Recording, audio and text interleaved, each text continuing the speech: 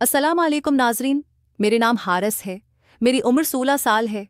मेरी family total 3 अफराद पर ही मुश्तमिल है।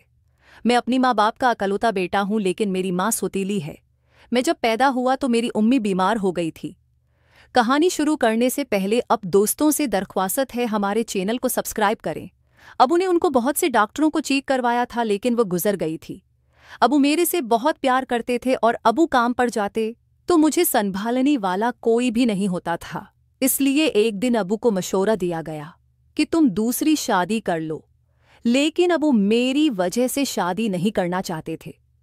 इस दिन अबू शाम के वक्त घर आए तो काफी थके हारे लग रहे थे। अबू शाम को आकर खाना पकाते और मुझे खुलाकर सो जाते थे। हमारी रहाश आज़ाद कश्मीर की है। अबू आज़ाद कश्मीर में ही चाय का होटल चलाते थे। वहां से वो अच्छा खासा कमाते थे, लेकिन अबू रात के 10-11 बजे से पहले घर नहीं आते थे। मुझे अबू के तन्हाई का एहसास था। एक दिन है, मैंने अबू को मशवरा दिया था कि आप दूसरी शादी कर लो। अबू भी दूसरी शादी पर राजी हो गए थे। अबू ने पहले ही एक औरत से अफीरक चलाए हुए थे। इस औरत की उम्र तकरीबन 20 से 22 साल थी और वो लड़कियों की तरह ही लगते थे, काफी खूबसूरत थे। अबू ने मुझे उसकी मोबाइल में तस्वीर दिखाई तो मैं भी मान गया था कि अबू आप उससे शादी कर लो। अबू ने उससे निकाह कर लिया था और उससे निकाह करके घर ले आए थे। अब मैं अपने सौतेली माँ से काफी प्यार करता था। मेरी सौतेली माँ का नाम राफिया था। मेरी सौतेली माँ का मेरा काफी ख्याल रखती थी। निकल जाते थे और रात 10 बजे ही घर आते थे। इसलिए मैं और मेरी सौतेली माँ दोनों घर पर मौजूद होते थे।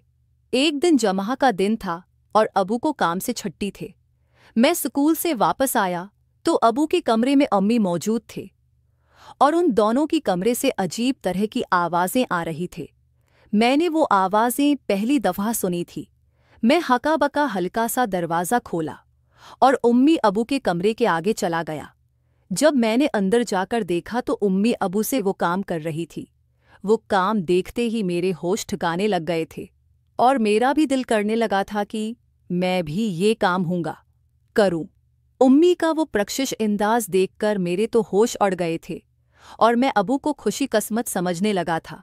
अब मेरा दिल था कि मेरा भी अबू की तरह कहीं जगाड़ लग जाए और मैं भी किसी लड़की के साथ ये काम करूं। लेकिन मेरे लिए ये काफ़ी मुश्किल था, क्योंकि मैं 16 साल का था और मुझे उस काम में इतना तजर्बा नहीं था। अबू काम पर चले गए तो अगले दिन मैं स्कूल से वापस आया। मेरी सौतेली माँ उम्मी राफ़ी घर में ही मौजूद थी।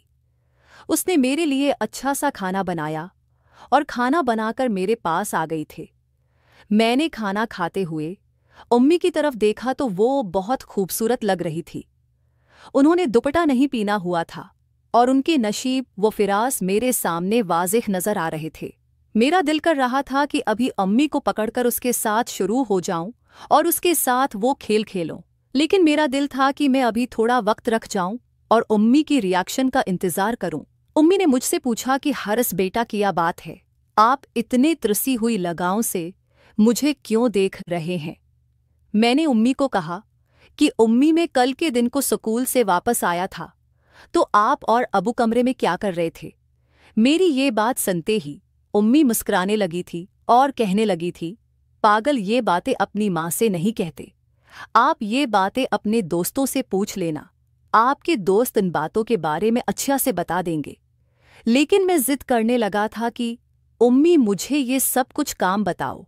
मैं इतना भूला था कि उम्मी मेरे इस अंदाज पर हंसने लगी थी और कहने लगी थी, चलो किसी फारिग वक्त में मैं तुमको ये सब समझा दूंगी। लेकिन मैं जिद करने लगा था कि मुझे अब भी ये सब करना है। अम्मी कहने लगी, तुम पागल हो गए हो, अपनी सगी माँ के साथ ऐसा काम करो।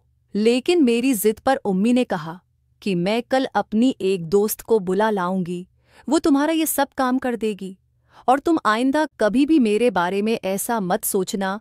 मैं तुम्हारी माँ हूँ और हमारा रिश्ता अजीम है। मैं अभी उम्मी की बात मान गया था और खुशी खुशी स्कूल चला गया था। अब मेरा दिल था कि मैं अगले दिन जब स्कूल से वापस आऊँगा तो कोई खूबसूरत हसीना मेरी दिली ख्वाहिश पूरी करने के लिए घर में मौजूद हो गए। अगले दिन शाम के वक्त हमने 9 बजे खाना खाया। अब वो इस दिन किसी काम से दूसरे शहर गए हुए थे और पूरी रात अब वो ने वापस नहीं आना था। मैंने उम्मी से उस औरत के बारे में पूछा जो मेरी ख्वाहिश पूरी करने के लिए आ गई। उम्मी ने कहा कि आप अपने कमरे में जाओ और रात 10 बजे अपना बुला बंद कर देना। वो औरत हमारे घर आ जाएगी और मैं उसको तुम्हारे कमरे में भेज दूंगी। मैंने ऐसा ही किया और अपनी कमरे में खाना खाकर चला गया था। 10 बजे इंतजार करने लगा तो 10 बजे एक औरत मेरे कमरे में दाखिल हुई और आते ही मेरे साथ शुरू हो गई। मैं भी सुकून की वादियों में कूद चुका था और तसव्वुर से ज्यादा वो काम कर रहा था। वो औरत भी मेरा भरपूर साथ दे रही थी और मैं समझ गया था कि उम्मी ने किस तरह मेरी ख्वाहिश को पूरा किया है और मैंने अब दोबारा उम्मी से वो काम करने का सोच लिया है था। और बार बार उम्मी से वो फरमाश करता था। उम्मी भी जब अबू घर पर नहीं होते थे तो मेरी वो ख्वाहिश पूरी कर दिया करती थी, लेकिन इस औरत के रूप में उम्मी मेरे कमरे में आती थी, इसलिए मुझे शर्मिंदगी नहीं होती थी। नाजरीन, अगर आपको ये हमारी कहानी पसंद आई है तो इस वीडियो को लाइक करके चैनल को लाजमी सब्सक्राइब करें। मिलते हैं अगली वीडियो में।